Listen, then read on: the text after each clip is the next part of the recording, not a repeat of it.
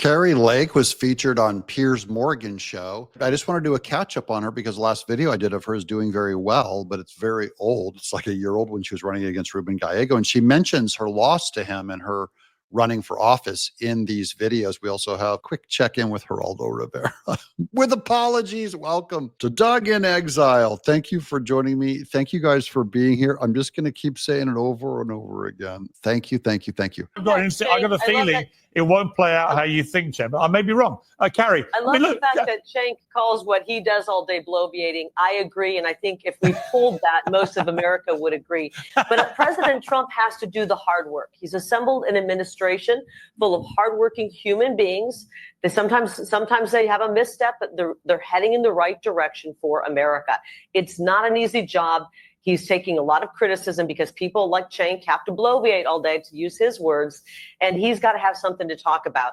And he would lose the audience he has if he started talking about how incredible this agenda has been and the rolling out of this agenda. It's not going to be perfect.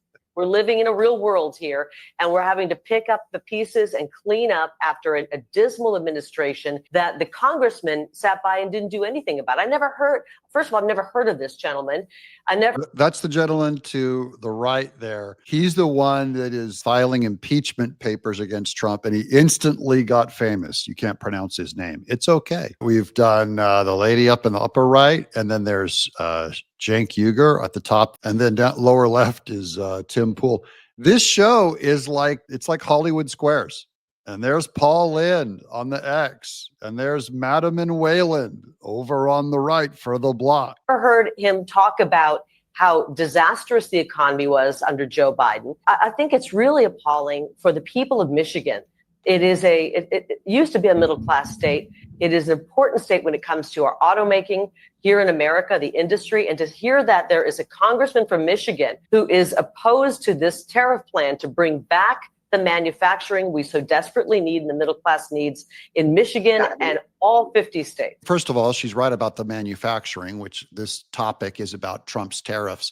And there's a lot of press and media pushing and pulling you in your opinion.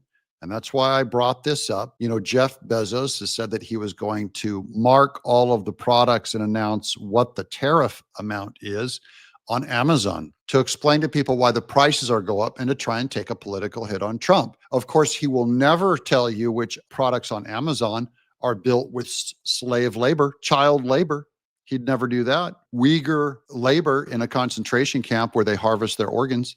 He'd never post that. He'd also never post the amount of tariffs on products within the China market where they sell, or in Europe, like the amount of tariffs that country, China, puts on stuff, or in Canada, what Canada puts on stuff. He doesn't mark the tariffs on those because it's not political beneficial. That's how you know this whole thing is fake. So that's Kari Lake. These people will come around if tariffs work. And again, we don't know if they're going to work because it depends on what everyone's response is to it. I do believe in them. There's a lot of people that don't believe them. And I'm just saying, give Trump a shot. He earned the right. Let's see what happens. Now, here's Geraldo Rivera on the tariffs because he says, like, God bless Trump. He embarrasses himself because of the shots he's taken on Trump in the past, but now he's on Team Trump. I believe that he ambushed China. I believe that he suckered the whole world into believing that he was going to go down in this, this Harry Carey, this suicide mission. So you think this is him against the world? The plan all along? I think with him, it's so much spontaneous. But I believe it evolved. The whole nation was, I think, trembling over the uncertainty of where we were going with this. He was picking a fight with the entire world. So I said Monday, well, isn't the problem China? Why are we getting everybody, UK, European Union, Japan, etc. China's the problem. I couldn't understand it. And we're talking about, oh my God, this is awful, but we're doing the right thing. You have to have courage. You have to stick it out. I went to my Twitter followers. I said, please don't sell. This is on Sunday and Monday. Please don't sell unless you absolutely have to. You have to have courage and stick it out. So that's good advice already. Markets go up and down. They went down, and then Trump announced a reprieve of these tariffs. They went back up. I just want to say this is from a couple of weeks ago, this interview with Geraldo, and the Dow's at 40,000. Check the Dow Jones today. It's at 40,000. So it's still wants to be at that level, even though it goes up and down. Have courage. Look what he does. oh, surprise. This is why Trump is triumphant. This is why you can't beat this. China's been, they've been cleaning our clock for a long time, Right? Making a lot of money on the U.S. trade in a lot of different ways, dumping product, not taking ours at all. What do you think his goal is here in all of this? Or maybe it's both, but I'm having a hard time seeing how you could do both. In other words, does he want to bring back all these manufacturing jobs? That's what he talks about all the time. If so, you'd want to keep the tariffs on, theoretically, even if, that's what, and then force people to move their businesses here. Or is he just trying to cut some sort of, he's cutting better deals? Either one is fine with me. What do you guys think? Both those reasons sound like a win for tariffs. You can't have barriers. The United States exists, and I hate to sound like a globalist, but it is an international reality. I hate to sound like a globalist, but I'm a globalist. And I just think he wants the best possible deal he can get for the United States of America. God bless him for that. That's why people really dig the guy. That's why he's hard to beat. That charisma is unbelievable. I could sing his praises forever. And this is the guy, the way he does business. He suckered China in, trying to put their neck way out there. We're going to fight you to the end, says President Xi. And guess what? The United States pulls a fast one. God bless Trump.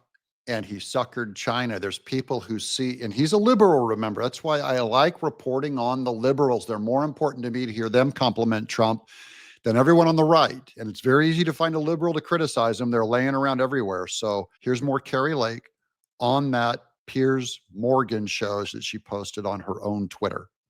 Right now, he's got very poor approval ratings and a really in shock US economy that doesn't quite know what it's going to do. It's a roll of the dice, isn't it? Because at some stage, this has to work. If it doesn't work, then come the midterms, the Republicans are going to be in big trouble. Well, let me start by saying I'm pro-America, and this is why I love President Trump and I love his agenda, because he has put our country first. I disagree with you. I think you're talking about some really bogus polling. I know how polling works. I ran for office twice. Trust me, I know how polling works. You can make a poll. Well, you know how it works now because you lost twice. Thankfully, she's a winner now in this new role working for Trump. Will say anything. And it's typical for the mainstream media to try to downplay all of the accomplishments of President Trump and his incredible administration. He has had no choice but to go in like a bull in a china shop and move quickly. We were on the verge, Pierce, of losing our country after 4 abysmal years of Joe Biden. The inflation was out of control.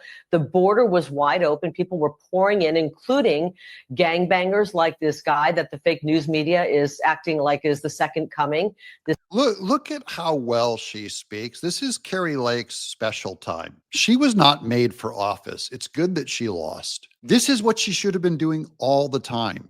As a newscaster, she's way less angry talking and vitriolic. She's way more calm, on top of her job. This is her space. I think this is another lesson in all of us where sometimes you lose temporarily and then long term you end up winning big. This is her best way to serve America. I think she's doing great. I still wish she won in Arizona on all those other elections, but this is not a bad consolation prize in my view.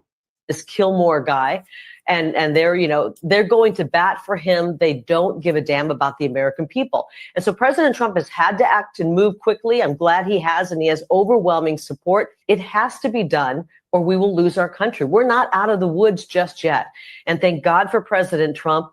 Joe Biden had 100 excuses for why we had inflation, the open border, high gas prices, all kinds of problems. He had 100 excuses.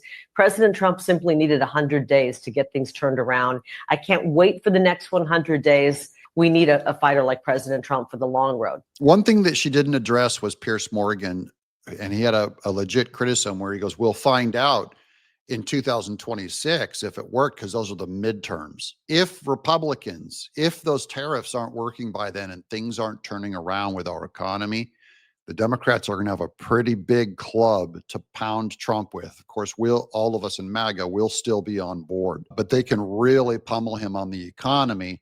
And if he loses the House, they're going to impeach him. If Democrats get back in the majority, that's why we have to get the House in order.